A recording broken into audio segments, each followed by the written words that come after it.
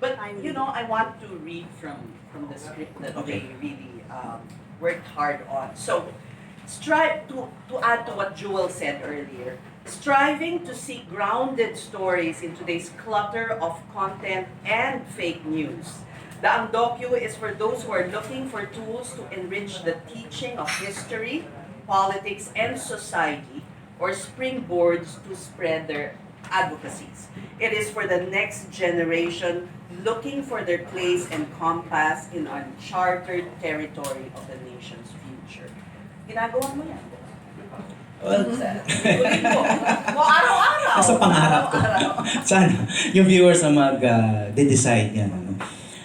Pero alam mo, tayong mga nasa TV, you know, we know the advantages of being on TV. Pero there's one thing about being an independent. And this was organized by independent filmmakers, and it's one reason I think why they're able to get both stations involved. Hindi naman ang advantage sa pagiging independent. But another big advantage that I've always envied is wala sila sa assembly line ng television. Nasa assembly line tayo, napaka-stricto ng deadline. Kung hindi kaya ere, mawawalan ka ng trabaho. May kasabihan kasi sa docu na time is truth. Di ba? Ngayon pa lang, binusalsalan na ako. Wala pala akong mic. No pala. Okay, go ahead. Sorry. Sorry to interrupt. And then, the more time you spend doing a docu project, the closer you get to the truth. You know? So, that's always something that I've been jealous of independence. Me too. Yeah. They have the time, and of course, problema lagi ang resources, no, pagdating sa independent projects, no. Pero kung ma-overcome mo yun, ang laki naman ng advantage sa pagiging Time independent. ang pinakamalaking investment din yan na pwede mong ibigay. Diba? Yung oras na sa pagsaliksik, sa paghanap ng mga subjects that sometimes nga TV doesn't have the luxury of. And well, to highlight the event's opening day, Daang Dokyu will hold the Philippine premiere of Aswang, the much-awaited. A film by Alyx Ayn Arumpac telling the story of the campaign of President Duterte to rid the Philippines of drug addicts and dealers. May masasabi ka ba? Oh, well, you know, occasionally nagko-cover din ako ng drug war. Lagi ko nakikita si Alex to na, alam mo, parang one-woman crew kaya yata eh. Dalawa ba kayo? Hindi ko nakikita yung isa, baka driver mo, no? Ewan ko, lagi ko siya nakita, siya yung may camera. Siya yung sumusunod sa mga store. So, naisip ko, hindi naman to pang news. Ano kaya ginagawa nito? Medyo... Ngayon alam mo na. Ngayon alam ka. Pero noon, 2017, 2018, medyo nililihim pa niya kung anong ginagawa niya. Ngayon, alam na natin. So, we're very, very excited about seeing this film. Yes, let's see a trailer first. Ito yung isang pasiling.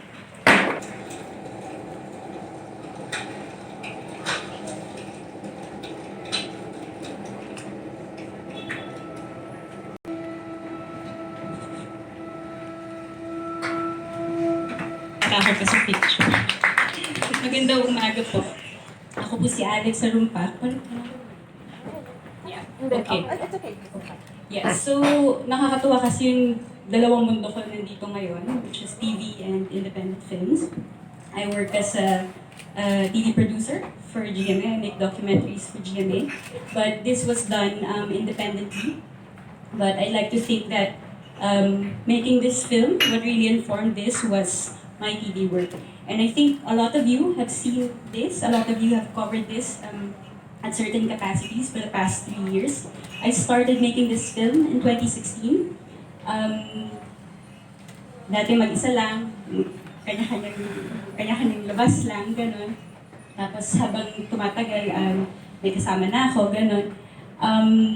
Tapos last year, na premiere na namin sa Amsterdam, ang Aswang. And then this year, we're starting to make the festivals in New York, I think Paris. And we're very, very happy to premiere dito sa Daang Dokyu kasi we've been thinking kung paano namin ipapalabas sa Pilipinas. Tapos biglang perfect itong apat na to. At mga babae rin na nire-respeto namin. Ang Aswang is almost completely, karamihan sa amin mga babaeng gumawa. So, yun. Maraming salamat for... isa ako sa mga na-affected ng matindi ng mga litratong unang lumabas sa War on Drugs. Nagsimula rin na bumalik ako dito, wala pa akong trabaho nun, ganun. So I had time. Bumalik ka gano'n saan? I was in Europe. Nag-aaral ako nun. So bumalik ako, tapos nangyayari na to. So yun, kinausap ko lang si Rafi, na isang photojournalist. Tanong ako, pwede ba ako makisabay? Rafi Lerma. Yes. Tapos dun nga, tuloy-tuloy na siya, hindi ko na tinigilan. Doon nagsimula. Alex, isang karangalan na mapatabi sa'yo.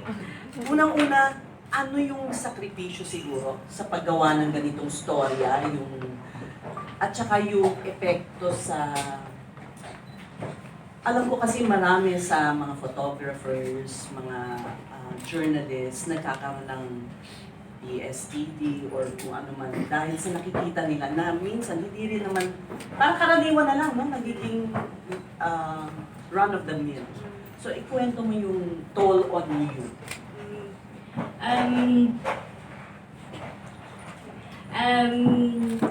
I work with a group.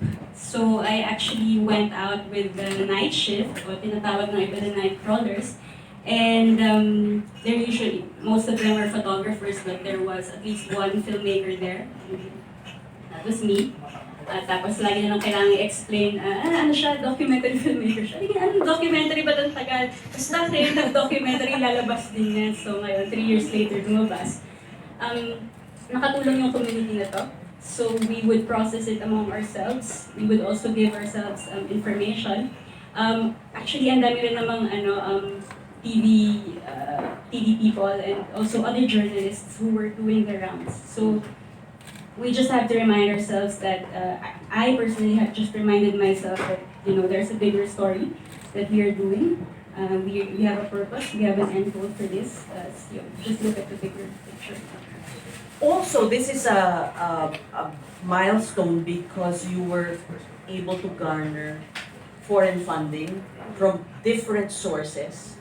And also, I guess, because this is a story by a Filipino. Yung mga karaniwang nakikita sa mga film festival ay gawa ng mga foreigners. So how much of a milestone is this that the premiere will be in Daang Dokyu? Well, the first year, the film was self-funded. Kasi mahirap din po mag-garner ng support. If you're a first-time filmmaker, you don't have backing. So it took a lot of research, it took a lot of filming before we could get someone on board. Out of your own pocket? Yes. So I had a day job and then I would go at night to film. Nangungutang ka rin? Sa dati. Tapos we already knew that it wasn't possible to fund this locally. Because of the political situation and because of what it is, we always knew what the film was going to be about and what the film was going to stand for, stand against. Not one Filipino organization, whether individual would risk funding this documentary. We titled it Aswang as well because no one would know that it was a documentary. So back then, so it was really a secret. We tried as much as possible to produce it under the radar. We didn't do naman anything bad. Pero of course, you have to be a bit, if you want to continue filming for a long time. A bit smart. Yes. And so that's what we did. Tapos, yun. So we just waited until the right time that we could get support for the film. Was it difficult to get all those foreign It took time. institutions? It took time. And they had to see the work almost. Dapat nakita na nila yung end product. They could see something before they would support me. How are you anticipating the reaction of, Filipinos watching your film? Because this will be the first time. We made the film so that everyone, even people with opposite opinions of us, of mine for instance, would sit through the film na papanoorin, na pwedeng pag-isipan, So yun lang naman yung hope na people would take time to sit through it and finish the film. That's it. And then let's talk afterwards. Talk lang, ha? Awi. Yeah, kasi hindi na naman to yung unang documentary tungkol sa drug war. So, paano to naiiba? I mean, is that more of a personal perspective? Why would you call it a Filipino documentary about the drug war as opposed to the others that have been screened overseas? I have a story that I always tell, but once when nag-shoot kami, tapos nasa isang time scene, merong patay dyan. Ako lang yung nagre-record ng audio kasi kasama ko lahat photographers, tapos lahat ng filmmakers, owners. So biglang may naririnig ako nagdadasal na nanay. Nagdadasal siya, as in mababang boses lang, tapos ako lang yung naka-pick up. So sinundaw ko siya, hinanap ko siya. Tapos nagdadasal siya kasi nag-wish siya na hindi yun yung anak niya na nawawala at the time. Hindi yun yung nakahiga doon ng katawan. And that was at that moment na-realize ko na we do have a certain power of telling our own stories because there's a certain understanding and a certain feeling. Mas matindi ang empathy mo, mas matindi ang nararamdaman mo pag naiintindihan mo ng lahat-lahat. Hindi lang ng lingwahe, kundi pati yung konteksto, yung buong environment mo. So, I think that all the films that came out, is very important. I think it's very good that this story is being told in as many platforms as possible. And I'm also very happy, and I think it should be that filmmakers should still make films. Kasi hindi pa natin nakikita yung epekto ng war on drugs kumpleto eh. Marami pa mga orphans na lalaki pa, no? So dapat hindi tumitigil ang pag-cover at panggawa ng mga documentaries dito sa story na to. So it should be a continuing work for all filmmakers. Thank you, Alex. Salamat po. Palakpakan po natin.